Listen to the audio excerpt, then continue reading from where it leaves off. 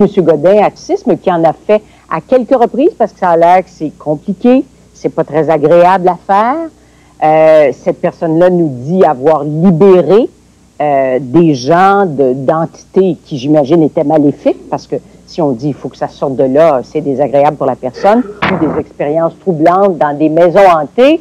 Jusqu'ici, on a parlé plutôt d'entités qui sont bonnes.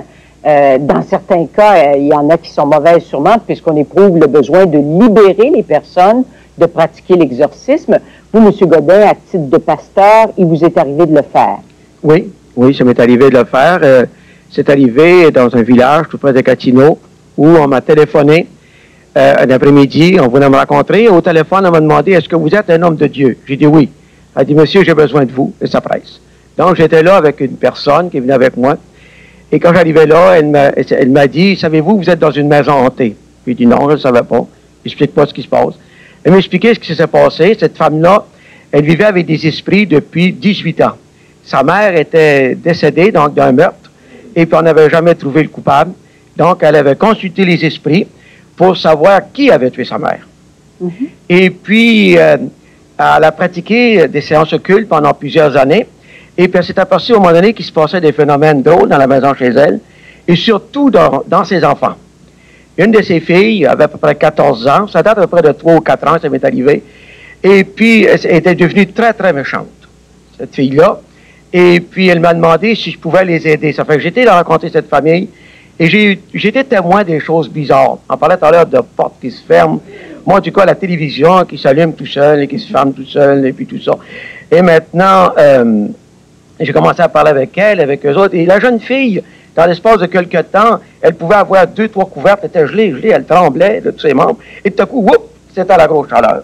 Et ça passait d'un extrême à l'autre.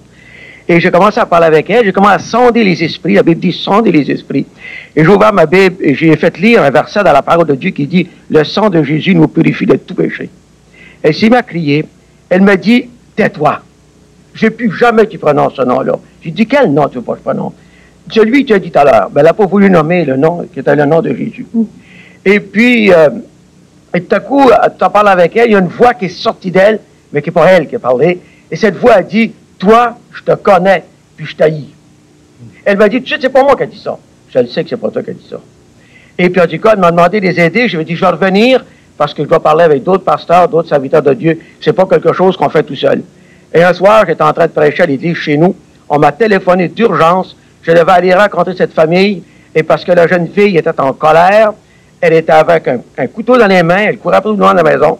Donc, j'ai dû aller tout de suite ce soir-là, vers les 10 heures le soir, avec 2 serviteurs de Dieu avec moi. Et vous avez réussi à la libérer des esprits à la libérer, maléfiques? Oui. Mais contrairement à ce que les gens ont dit sur le plateau ici, je vais vous dire aujourd'hui, c'est que quand on fait venir les esprits, ce sont que des mauvais esprits, des esprits de démons, la Bible nous dit.